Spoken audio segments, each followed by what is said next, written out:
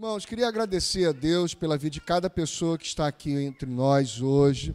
Queria agradecer a Deus por todos que estão aqui, para junto nós meditarmos na palavra de Deus, para junto nós mergulharmos naquilo que Deus tem para nos falar. Porque, como nós temos meditado, irmãos, sobre a autovitimização, a fé, porque a fé é que nos amadurece. Crescer, irmãos, é uma agonia. Crescer não é para qualquer um. E quando eu falo crescer, não é crescer em estatura, eu falo crescer em maturidade. Nós vivemos, irmãos, numa sociedade que consegue envelhecer, mas tem dificuldade em amadurecer. Cada vez mais nós vemos gente velha tomando atitude de criança. Não é verdade?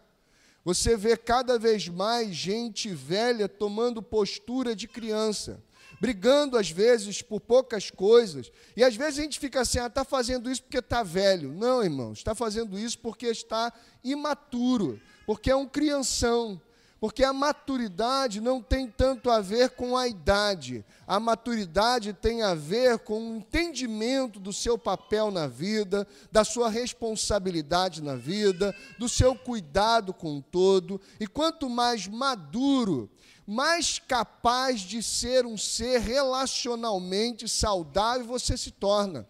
Quanto mais imaturo, mais as coisas têm que ser do seu jeito. Quanto mais imaturo, mais mania a gente tem.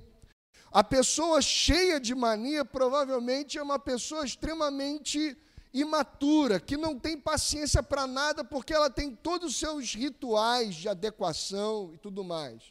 Por isso, crescer, irmãos, é uma agonia. É uma agonia porque, irmãos, na maioria das vezes a gente não quer crescer. Porque crescer me faz me tornar responsável. Ser infantilizado, eu sempre vou culpabilizar alguém por aquilo que está acontecendo comigo. Ser infantilizado, eu sempre transferirei a responsabilidade da minha condição para alguém. E eu nunca assumo a responsabilidade. É sempre a culpa do outro. Por exemplo, já viu pessoas que têm uma dificuldade enorme de parar emprego? Ah, aquele emprego é muito chato. Ah, aquele patrão é muito chato. Ah, aquele fulano é muito chato. Nunca lugar nenhum está bom. Pessoas que não conseguem nem mesmo sossegar numa igreja. Vai para um lado, vai para o outro, vai para um lado, vai para o outro, nada está bom. Por quê? Porque são pessoas que são imaturas e elas não conseguem assumir responsabilidades com nada na vida. Tudo à sua volta passa a ser culpado sobre as decisões dela. Irmãos, eu creio, segundo o Evangelho, que o pecado nos faz vítimas, muitas vezes. Muitas vezes nós somos vítimas de pecados alheios, é verdade. Muitas vezes nós somos vítimas de pecados que nós não controlamos sobre a vida do outro. Por exemplo, você pode sair da sua casa e, ao sair da sua casa, dois caras brigando lá um para o outro, cara de cachaça, um sacar a arma, dar um tiro, errar e acertar em você. Você foi uma vítima de algo que não tinha nada a ver com você, entre aspas. É verdade que muitas vezes o pecado vai nos vitimar, mas é verdade também que no pecado todos nós somos algozes de alguém. É verdade que nós somos vítimas do pecado, mas também é verdade que no pecado nós somos algozes também. Nós também ferimos, nós também vitimamos outros. E não só vitimamos outros, mas também nos tornamos vítimas do nosso próprio pecado. Por isso que uma das grandes vitórias que faz com que vençamos o mundo é a fé. Por quê? A fé vai me proteger de viver uma vida que não seja fruto da revelação. A fé vai me proteger de viver uma vida que não seja fruto dos meus instintos mais primitivos. A fé vai me proteger de viver uma vida que não seja fruto Pode deixar ela à vontade, irmão. Ela está fazendo o papel dela. É a criança, ela está louvando, está glorificando, está participando. Do jeitinho dela, deixa ela à vontade. É a gente que tem que se concentrar aqui. Mas vamos lá. A fé, então, vai me livrar disso. Então, nesse processo todo de auto-vitimização, muitos de nós ficamos, às vezes, paralisados diante daquilo que Deus tem para nós. Por quê? Porque o negócio de Deus não é libertar a gente, para a gente ter uma vida feliz, saudável e fofinha. O negócio de Deus é Deus nos salvar e nos direcionar para o caminho da maturidade. Muitas coisas no processo da libertação têm a ver com cuidado, tem a ver com proteção, tem a ver com alimento, tal qual Deus fez com a nação de Israel quando tirou do Egito. Mas também no processo de salvação tem a ver com o propósito, tem a ver com direção, tem a ver com maturidade, tem a ver com cumprimento de vocação. Por isso eu gostaria de convidar você a abrir a sua Bíblia em Números. Números capítulo 14. Números capítulo 14, leremos o verso de número 10 e o verso de número 11. Números 14, versos número 10 e verso número 11.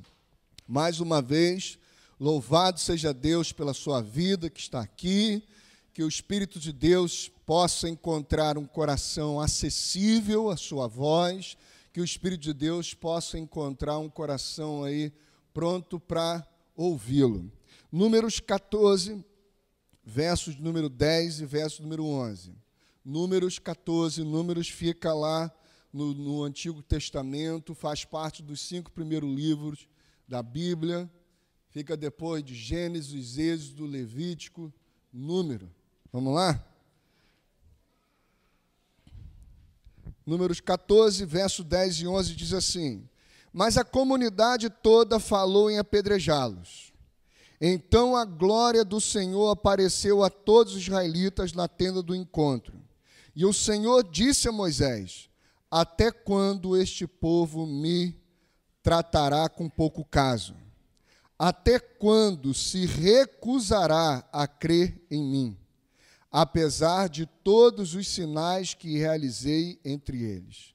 Até quando este povo se recusará a crer em mim, apesar de todos os sinais que realizei entre eles?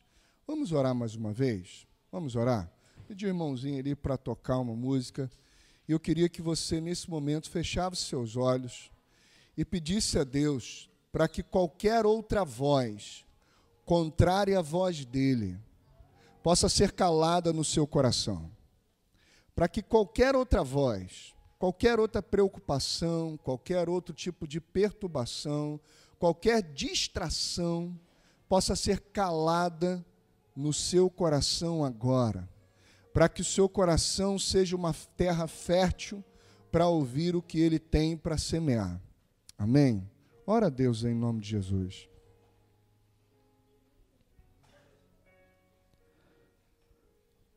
Pai, estamos diante da sua presença. Nós cremos que o Senhor está aqui. Onde houver 2 ou mais reunidos em teu nome, ali o Senhor é. Eu sei que o Senhor é aqui nessa comunhão. Pai, mas tantas são as vozes que querem nos distrair e nos roubar, ó Deus, a atenção, a semeadura.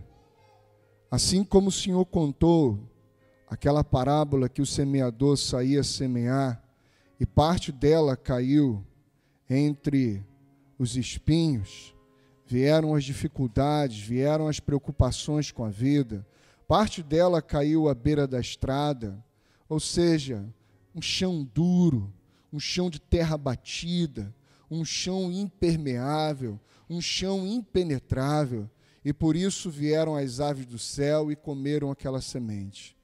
Pai, que nessa noite essa semente possa ser lançada numa terra fértil e que ao seu tempo ela possa produzir os frutos, ó Deus, frutos de justiça, frutos de verdade, fruto de amor, em nome de Jesus. Amém e amém. Vamos lá, irmãos. Passa aí, por gentileza. Nós precisamos, nesse processo todo de maturidade, entendermos esse amor do Pai. E muito desse amor do Pai tem a ver com as nossas ideias humanas de pai. Por exemplo, existem os pais que não amam seus filhos. É verdade. Nós vivemos um tempo onde os pais estão cada vez mais procurando meio de se livrar dos filhos. Por exemplo, existem pais que não colocam seus filhos na creche simplesmente para lhe dar uma habilidade ou uma mobilidade para ele fazer outras coisas. Existem pais que, se pudessem, colocariam seus filhos nas creches de segunda a segunda, pura e simplesmente para se ver livres. Ou seja, existe realmente muitos pais que não amam seus filhos. Pais que colocam seus filhos no mundo e jogam e deixam, Deus dará. É verdade, é verdade. Existem os pais que são maus. Existem pais duros de coração. Existem pais que são insensíveis de coração. Existem pais que são extremamente punitivos, que são extremamente endurecidos, embrutecidos, insensíveis. É verdade. Passa aí, por gentileza. Porém, existem muitos pais que foram para um outro extremo, que vendo toda essa característica de brutalidade, de insensibilidade, de dureza de coração, de distanciamento, que foram para um outro extremo. E por isso passam a não amar os seus filhos, porque passam a fazer mal. É um amor fake, é um amor adoecido, é um amor amolecido, é um amor completamente maternalista ou paternalista. Passa aí, por gentileza. Pais, irmãos, que estão tão assustados com as hostilidades que viram ao longo da história, que foram para outro extremo. E pensam que amor é ser solidariamente choroso e doído em favor dos seus filhos. Pensa que amor é proteger de uma forma completamente sufocante e quase que castradora do desenvolvimento do seu filho. Foram para um outro extremo. Passa aí, por favor. Por quê, irmãos? Porque o verdadeiro amor de pai sabe a hora de ser solidário. O verdadeiro amor do pai sabe quando ser justo. O verdadeiro amor do pai sabe quando é bom e quando edifica. Por exemplo, eu gostaria de passar um videozinho para vocês, enquanto ele passa ali, que a gente vai ver um exemplo disso, de amor que não é amor, um amor que não faz bem para os filhos, um amor que faz mal para os filhos.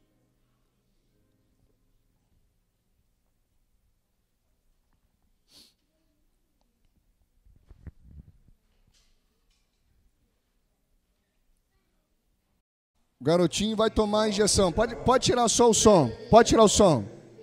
Pode tirar o som. Espera aí. Pode tirar o som que eu vou falar aqui. O garotinho vai tomar a vacina. Todo pai sabe que um filho tem que tomar o quê?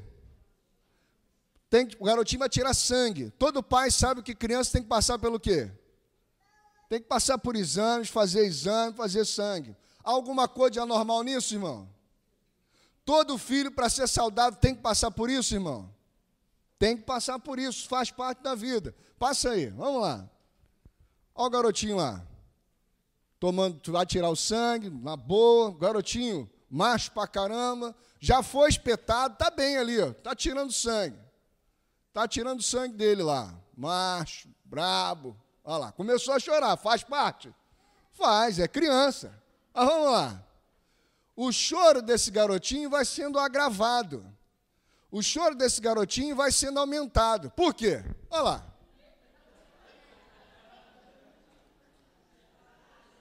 Olha só, irmão. Olha por que o choro desse garotinho está sendo agravado. Olha lá. Olha só. O bicho ainda chega tosse assim. O pai, irmão. O pai. Você acha que esse garoto com 17 anos, o que ele vai fazer com esse pai? O que você acha que esse vai fazer com esse pai? Vai manipular, irmão. Esse garoto, ele vai chorar, o pai não sabe lidar com o processo dele da dor, vai ceder todos os caprichos dele. Com 17 anos, esse moleque está despreparado para a vida e montado nas costas desse pai. Só que é essa imagem que muitos de nós temos sobre Deus na nossa cabeça. Que Deus está aqui para sofrer conosco as nossas dores. Deus, o Senhor não está vendo o meu sofrimento, o Senhor não está vendo a minha dor, o Senhor não está vendo o que eu estou passando. Deus, olha só, Deus, tadinho de mim. As músicas que nós formulamos tornam a figura de Deus, irmãos, um paspalhão. A figura que muitas vezes nós temos de Deus torna um Deus flácido. Aquilo ali é um pai flácido, irmãos. Aquilo ali é um pai flácido. Não é um pai, irmãos, que entende os processos da vida e sabe que o filho, no seu processo de amadurecimento, vai precisar passar por algumas coisas que fazem parte, que vão doer, mas que fazem parte da vida. Passa aí, por favor, irmão. Por isso, ser sempre solidário cria um ente despreparado para a vida.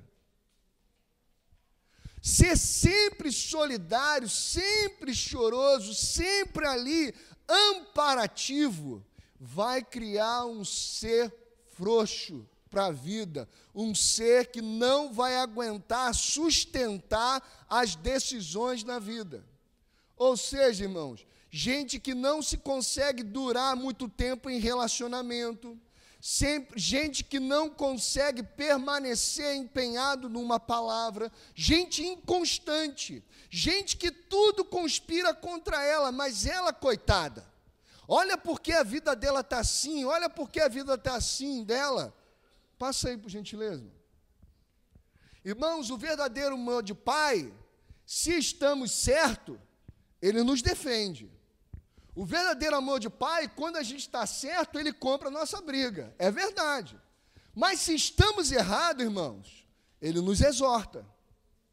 O verdadeiro amor de pai, quando estamos errados, ele não negocia, ele nos exorta. E se insistirmos no erro, irmãos, o que o verdadeiro amor de pai faz? Disciplina. Se a gente insiste no erro, o verdadeiro amor de pai nos disciplina. Passa aí, por favor. Por quê? Porque ele nos ama, não levará azeite para a minha displicência em vigiar. Quem lembra da parábola das 10 virgens? Ele disse, vai lá, fica esperta, porque daqui a um tempo eu volto. Quando é que você volta? Eu não sei. Só vigia. Só vigia. Irmão, 5 não vigiou, 5 ficou lá assim, vendo, ficou na rede social, 5 ficou olhando o Facebook, 5 ficou mandando lá mensagem no Instagram, hashtag, e ficou lá assim, Meu irmão, veio o noivo, levou as 5 que estavam vigiando e as 5 que não estavam, ficaram, irmão. Deu para entender, irmão? O verdadeiro amor de pai não patrocinará a displicência, não levará azeite para o filhinho que não quis vigiar, que não quis ficar atento. O verdadeiro amor de pai nos educa na justiça e na verdade. Lembra daquele jovem rico? Bom mestre, o que farei para herdar a vida eterna? O que farei para herdar a vida eterna? Jesus, olha, você conhece os mandamentos. Sim, conheço os mandamentos. E todos eles eu tenho observado desde a minha mocidade. Muito bom, legal. Vai lá, vende tudo quanto tem, dê aos pobres e vem e me segue, terás um tesouro no céu. E o texto de Mateus, se eu não me engano, acho que é ele que diz, e diz o seguinte, que Jesus olhou para ele, o amou e disse, vai, vende tudo quanto tem. Era amor, essa palavra era uma palavra de amor, não era uma palavra de dureza, não era uma palavra de insensibilidade, não era uma palavra de indiferença, era uma palavra de amor. Por quê? Porque o amor sempre vai apontar a direção do crescimento e da maturidade. Então, mesmo amando aquele jovem, Jesus não negociou com ele o caminho da vida. Os irmãos estão entendendo isso? Por isso, irmãos, olha como Deus Pai tratou o Filho. Irmãos, você crê que a mesma medida de amor que estava sobre o Filho, Jesus, o Cristo, está sobre nós?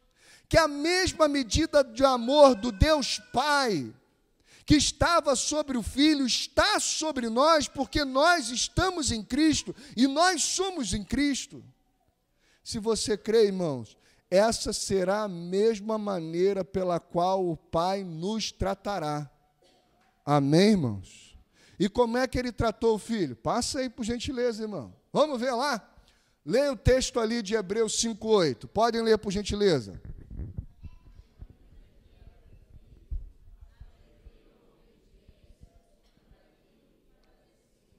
Hein? Lê de novo.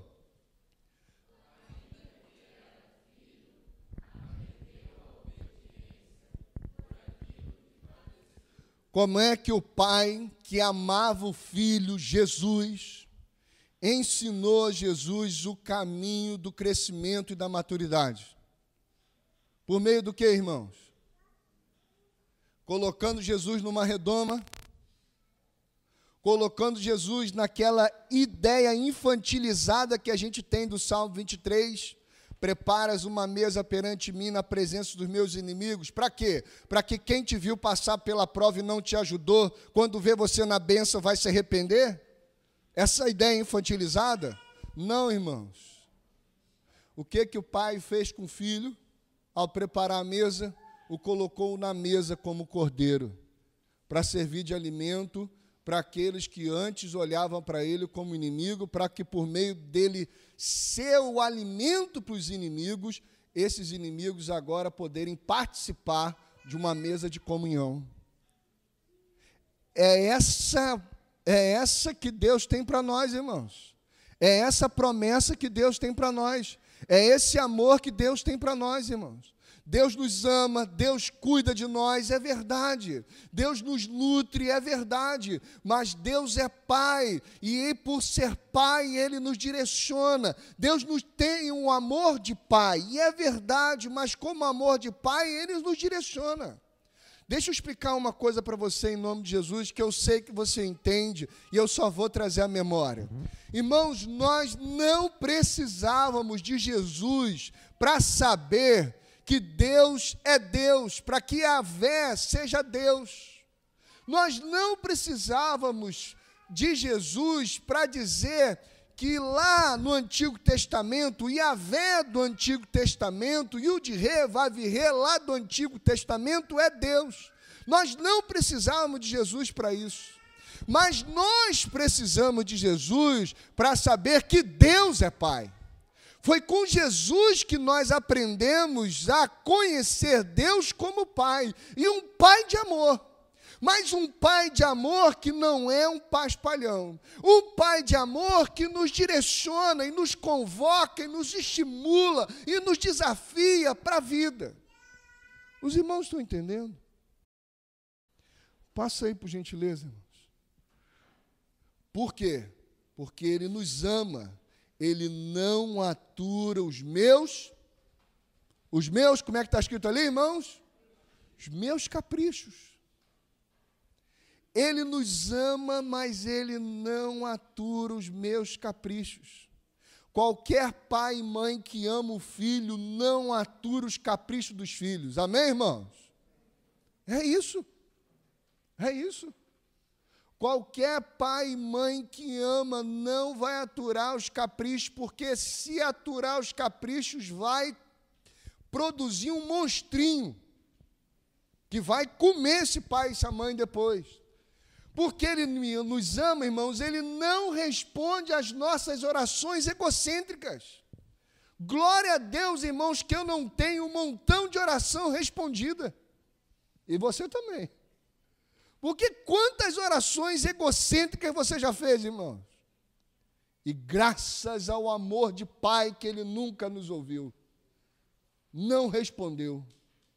Por isso, o autor da carta de João vai dizer que esta é a confiança que temos nele, que se pedirmos alguma coisa segundo a sua vontade, Ele nos ouve. Ele não vai nos ouvir nas nossas orações egocêntricas, nas nossas orações mimadas, nas nossas orações infantilizadas. Você está entendendo, irmão? Você está entendendo? Porque Ele nos ama. Ele nos ama. Porque Ele nos ama, Ele não ampara o meu retardo. Não dá amparo ao meu retardo. Se você quiser ficar parado no tempo, você vai ficar amparado no tempo, mas Deus não vai patrocinar isso. Deus Pai não vai bater palma para isso. As oportunidades passarão, o trem vai passar e tu vai ficando para trás. Vai ficando para trás. Porque Ele me ama, porque Ele nos ama, não aplaude o nosso atraso. Ele não estimula a nossa procrastinação, a nossa demora em responder à vida, a nossa demora em reagir à vida. A vida vai passando. Às vezes a gente fica demorando. Vou terminar o ensino médio, eu vou entrar naquele curso, eu vou entrar naquele curso, eu vou entrar naquele curso. E os anos vão passando, eu vou começar isso, eu vou começar aquilo. E os anos vão passando, irmão. E vai embora. Até com a namorada. Às vezes lá o cidadão está doido para chegar lá em cima de alguém, e ele fica assim, não, hoje eu não vou dar em cima não, vem outro e, ficou, filho, poxa, Deus e tal, era para ser minha, era, mas tu procrastinou, Deus abençoou o outro, e vai que vai, irmão. Deus não vai patrocinar a nossa procrastinação, porque Ele nos ama. Você entende isso, irmão? Passa aí, por gentileza. A vitimização e as crises com Deus. Por que nós temos muitas crises com Deus, irmãos? Porque muitos de nós temos uma ideia de um Deus, o quê? Como é que está lá?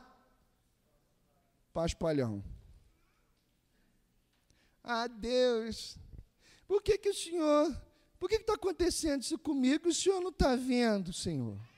Senhor, poxa, Senhor, logo comigo, eu luto tanto, me esforço, por que está tudo errado comigo? Seja homem, rapaz. Assume seu papel na vida. Vão para frente. O seu Pai está contigo. O nosso Pai está conosco. Mas Ele não vai ficar maçando barro com a gente, irmãos. Irmãos, pensa bem.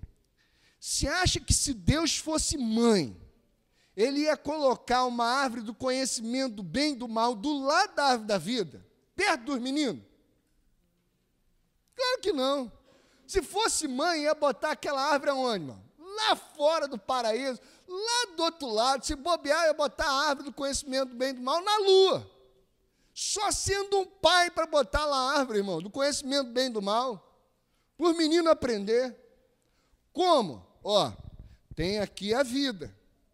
Tem a árvore da vida e tem a árvore do conhecimento do bem e do mal. Esse aqui é o caminho. Se você comer da árvore da vida, você vai viver. Se você comer da árvore do conhecimento do bem e do mal, você vai morrer. Aí o que o abençoado faz? Vai lá e come da árvore do conhecimento do bem e do mal. Dá uma volta enorme, irmão, na vida. Dá uma volta, dá uma volta, dá uma volta, dá uma volta, até descobrir o quê? Puxa, se lá atrás eu tivesse comido da árvore da vida, não precisaria ter dado essa volta inteira. Está me entendendo, irmão? E muita gente só vai descobrir isso, às vezes, quando está com o quê? 50, 60 anos. Que o negócio sempre esteve pertinho dele. A vida sempre esteve ali do lado dele, acessível a ele, às mãos dele. Mas ele quis percorrer um caminho assim, longo. Foi para lá, rodou, quebrou a cara. Depois, quando está bem velho, puxa vida, meu Deus do céu. Não precisava ter passado por tudo isso. É verdade, não precisava. Mas o pai está aqui, volta para a vida e vão pegar a direção de novo. Mas o que ficou para trás? O que ficou para trás está perdoado. O negócio agora é a gente redimir o seu passado, vivendo o seu presente em Cristo Jesus. Vivendo uma novidade de vida hoje. Os irmãos estão entendendo? Por isso, meu irmão, passa aí por gentileza. O amor de pai, ele é protetivo, mas ele não é super protetor. Passa aí. Por quê? Leiam por gentileza, irmãos.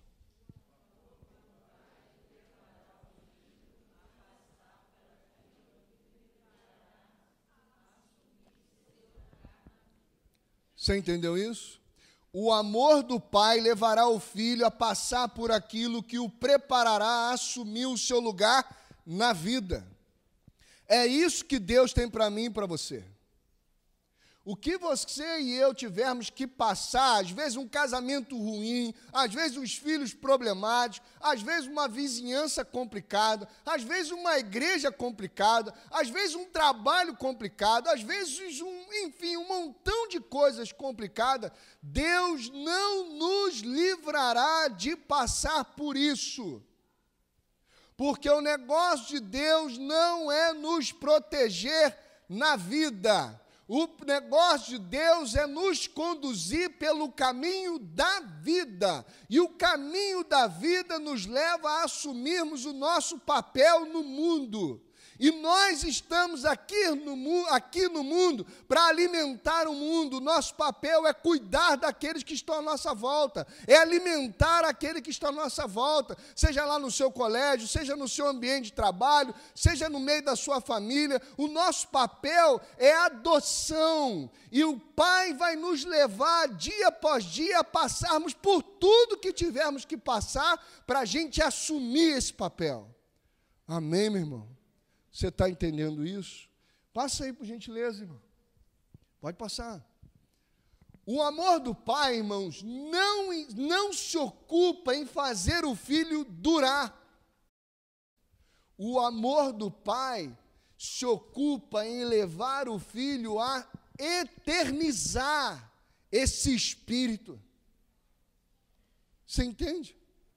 Irmão, Jesus durou 33 anos aqui entre nós. Mas o seu espírito, irmão, está o que entre nós? Eternizado.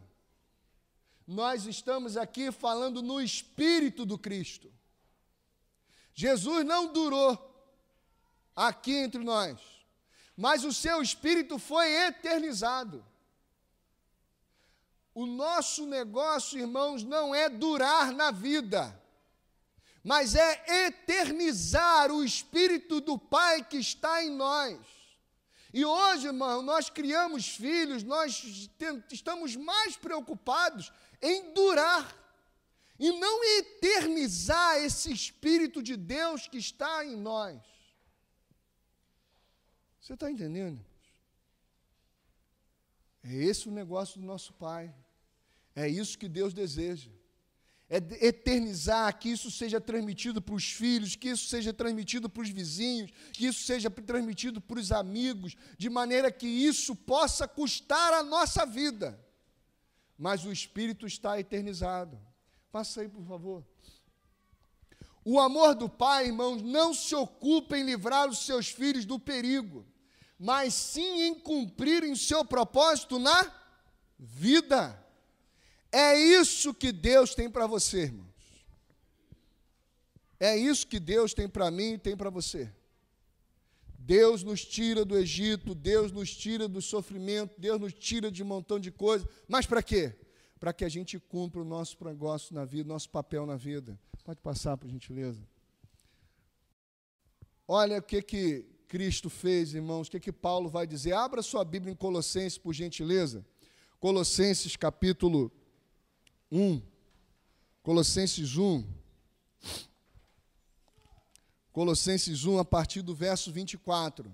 Colossenses 1, a partir do verso 24. Olha que Paulo vai dizer a respeito desse sofrimento todo que o conduzia nesse caminho de amadurecimento, de crescimento. Colossenses 1, a partir do 24, diz assim: agora alegro-me em meus sofrimentos por vocês, e completo no meu corpo o que resta das aflições de Cristo, em favor do seu corpo, que é a igreja. Dela me tornei ministro de acordo com a responsabilidade por Deus a mim atribuída, de apresentar a vocês plenamente a palavra de Deus, o mistério que esteve oculto durante épocas e gerações, mas que agora foi manifestado a seus santos. A ele quis Deus dar a conhecer entre os gentios a gloriosa riqueza deste mistério. Qual é o mistério? Que é Cristo em vós, a esperança da glória. Então, por que Cristo nos libertou do império das trevas? Para nos introduzir no reino do seu Filho amado, para que nós pudéssemos ser manifestantes das virtudes de Deus aos ímpios, para que nós pudéssemos ser manifestantes da glória de Deus àqueles que ainda não viram a glória de Deus em Cristo Jesus, para que nós pudéssemos, irmãos, entender que a minha igreja é para além dessas quatro paredes, para que nós pudéssemos entender que a minha igreja é a minha seção do trabalho, que a minha igreja são aquelas pessoas que convivem comigo no colégio, que a minha igreja são as pessoas pela qual eu estou lá para pastoreá-las, para direcioná-las. Você está entendendo, irmãos?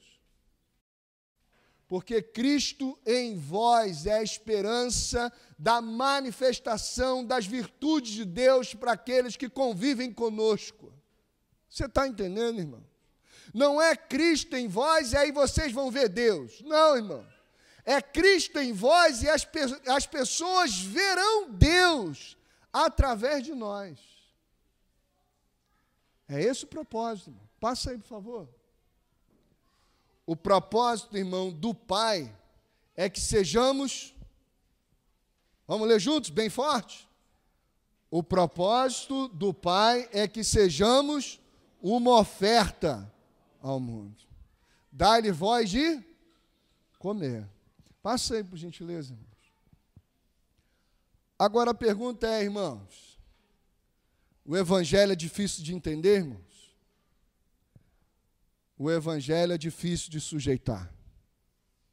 Você acha que aquele povo lá do Antigo Testamento não entendeu isso? Você acha que aquele povo lá que Deus estava tirando do cativeiro do Egito, não estava entendendo que o negócio deles era ocupar a terra prometida? Você acha que Deus não deixou para eles lá claramente que eles deveriam amar os inimigos? E que ao herdar a terra, eles teriam se ver responsáveis por trabalhar e ser modelo para as nações que estavam à sua volta? Você acha que é difícil de entender o Evangelho é difícil de se sujeitar. Toda pessoa, irmãos, que recusa a revelação, depois de um certo tempo, depois de que ela é ensinada, depois de que ela é exortada, depois que ela é admoestada, depois que ela é cuidada, depois que ela é, irmãos, assim, completamente envolvida por essa graça, depois de ter visto tantos sinais, tantas maravilhas, tantos atos da bondade, terem provado, terem experimentado de tanta graça de Deus, você acha que essas pessoas têm dificuldade realmente de entender o Evangelho? Ou elas têm dificuldade, irmãos, é de se sujeitar e por isso entram num processo de vitimização? Pode passar aí, irmãos. Por quê? Porque todo auto-vitimado não crê em Deus. Todo auto-vitimado crê em si e na sua história. Vamos ler juntos lá em cima?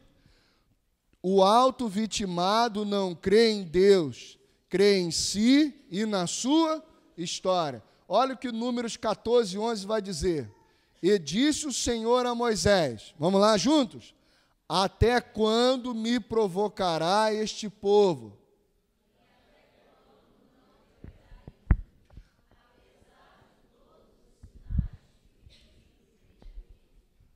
Até quando eles não crerão em mim?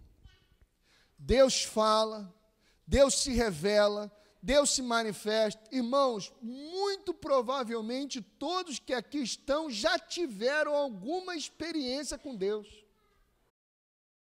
Todos que aqui estão já tiveram algum sinal da graça de Deus, alguma coisa de Deus, com certeza essa pessoa já experimentou.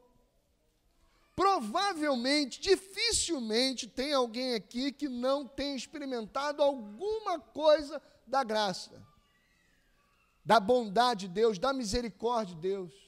Mas ainda assim, muitos de nós ficamos agarrados na nossa história, ficamos agarrados no nosso passado, ficamos agarrados na nossa cultura, ficamos agarrados, irmãos, nos nossos atravessamentos históricos, e não naquilo que nos foi revelado por Deus. Passa aí, por gentileza. Lembra de Josué? Walter, pode tirar um pouquinho. Lembra de Josué 5:1? Josué 5:1 vai dizer, irmãos, que os inimigos de Israel já estavam todos apavorados e trêmulos de medo. Todos eles. Porque sabia que Deus estava com eles. Mas eles, por causa da incredulidade do coração, por terem se agarrado num processo de auto-vitimização, olha, nós estamos aqui, olha a nossa história, nós viemos lá do Egito, e lá no Egito acontecia isso, e lá no Egito acontecia aquilo. Tudo que eles precisavam fazer era agir, era reagir de acordo com a direção que Deus já tinha dado para eles. Mas eles não fizeram, pode passar. A maior resistência não era nada que eles enfrentariam e enfrentaram em sua história. A maior resistência estava onde, irmãos? No seu coração. Não era falta de entendimento, era dureza de coração. Abra sua Bíblia, por gentileza, em Hebreus.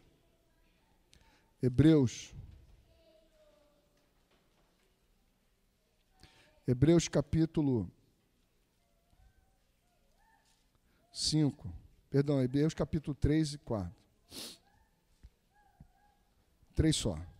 Hebreus capítulo 3, a partir do verso 7, diz assim a palavra de Deus: assim como diz o Espírito Santo, hoje, se vocês ouvirem a sua voz, não o quê? Verso número 8, não o quê, irmãos? Não endureçam o coração, como na rebelião durante o tempo da provação no deserto.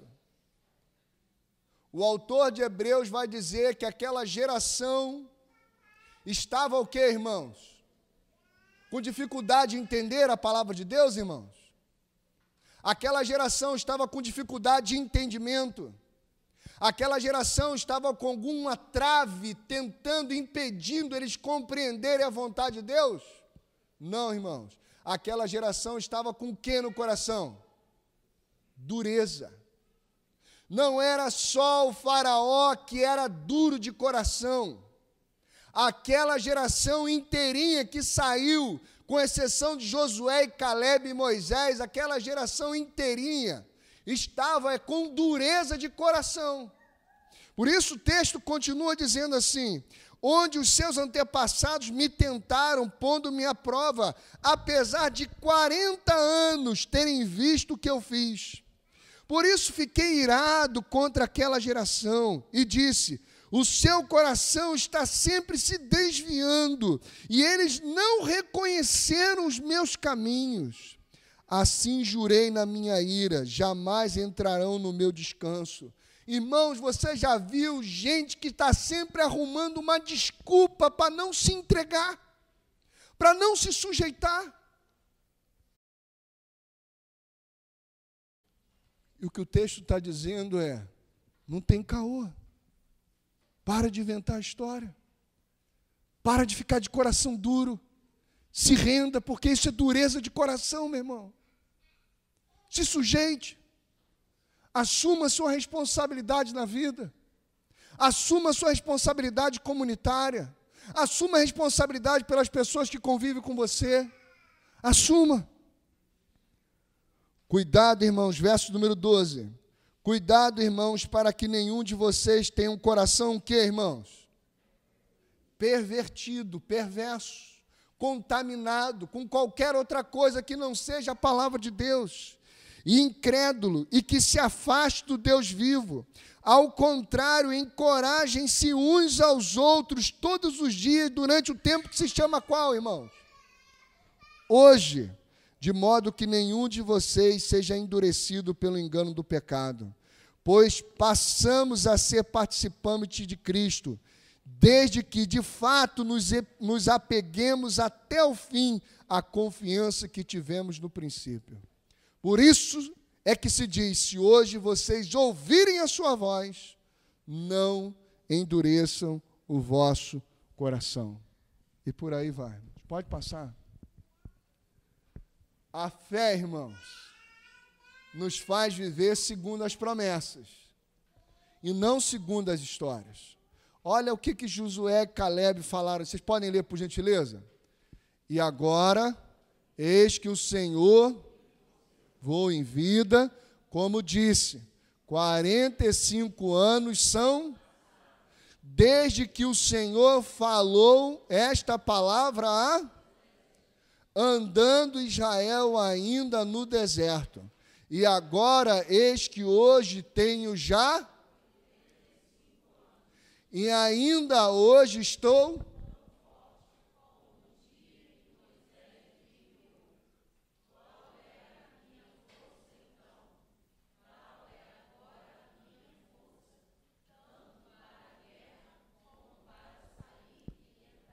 Meu irmão, quantos anos durou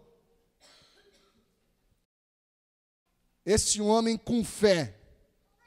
Esse homem meio-dia. Você é um homem meio-dia, irmão. Não é um homem 6:30. Irmãos, o cara ouviu a palavra 45 anos atrás. Deus não ficou todo dia falando a mesma coisa, não, irmão. Você está entendendo? Deus não ficou todos os dias lembrando Josué e Caleb a promessa. Não ficou. Deus falou há 45 anos atrás. Os caras, irmãos, viraram meio-dia. Os caras ficaram lá meio-dia apontando para o relógio. Tão firme que os anos se passaram, irmãos. E o que sustentava aqueles caras era a palavra de Deus. Era a fé, era a revelação. Você está entendendo, irmãos? O que te sustenta, irmão? O que te põe de pé? O que te dá ânimo para a vida, para enfrentar as batalhas no dia a dia? Para enfrentar a mulher difícil que você tem, para enfrentar o marido difícil que você tem, para enfrentar os filhos difíceis que você tem, para enfrentar os pais difíceis que você tem, para enfrentar os vizinhos complicados que você tem. O que te dá ânimo, irmão? O que te coloca de pé? O que te faz acordar todos os dias, irmãos? Você está entendendo, meu irmão? Você está compreendendo? A pessoa, irmãos, que não se vitimiza, ela não fica olhando a sua história, o que aconteceu com ela, ou o que deixou de acontecer com ela. Irmãos, 45 anos depois, os caras estão com 80 e poucos anos, o que os caras poderiam falar, irmãos? Ah, agora já estou o quê? Eu estou velho, né? Poxa, se fosse há 45 anos atrás, eu ia para a guerra. Não, irmãos. Não, irmãos. Deixa eu falar uma coisa para você. Sabe quem gosta de conforto? É velho. Velho é que gosta de conforto. Gente madura sabe viver com desconforto. Amém, irmão? Quanto mais velho você vai ficando, mais você quer o quê? Conforto. Quanto mais maduro você está, mais você sabe lidar com o quê, irmãos? Com desconforto. Porque para você conviver com as pessoas, você vai ter que aprender a lidar com o quê? Com o desconforto. Às vezes não vai dormir aonde você gosta de dormir. Não é verdade, irmão? Você conviver com as pessoas, às vezes você vai dormir em lugar que você não gosta de dormir. Ah, não, já estou velho. Irmãos, a palavra de Deus entesava aqueles caras. Deixava os caras firmes, irmãos, para viver segundo a promessa. Passa aí, por favor. As promessas de Deus não são para nos safar. As promessas de Deus são para sacrificar você para salvar quem, irmãos? A família. Para salvar quem? A relação, irmãos. Você entendeu, irmãos? As promessas de Deus não são para salvar o Felipe e salvar o Antônio. A promessa de Deus é que nessa amizade o Felipe e o Antônio sejam sacrificados para ser salvo quem? A relação. Que é maior que quem? Que o Antônio e o Felipe. Entendeu, irmão? Na promessa de Deus, eu não vou confiar no Felipe. Na promessa de Deus, o Felipe não vai me confiar.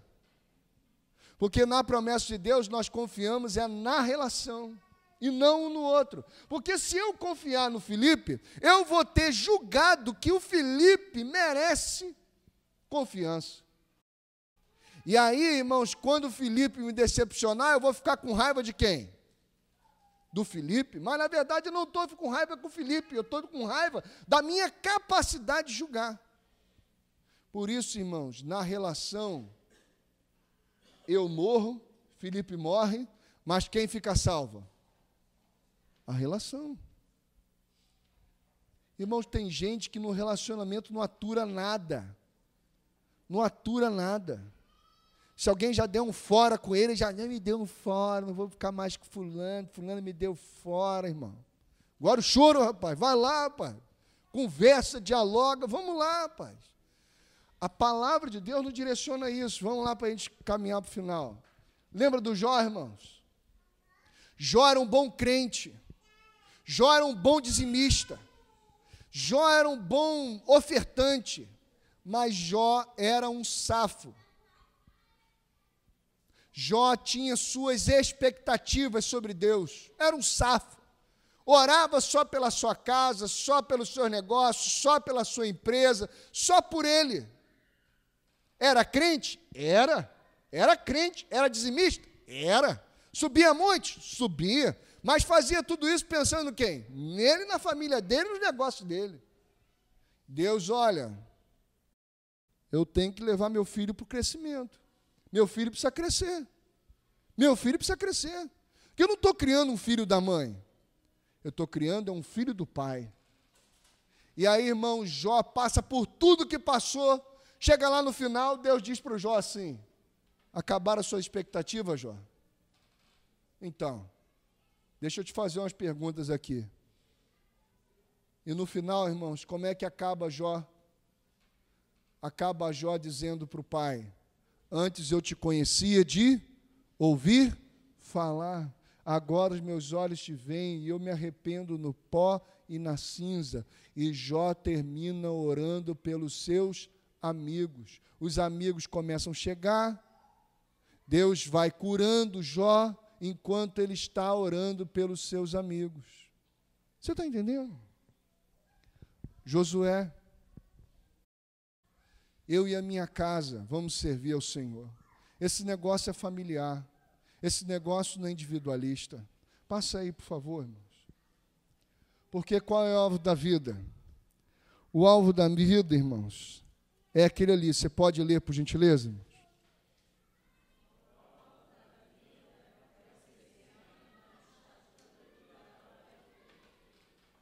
O alvo da vida é o crescimento na estatura de varão perfeito.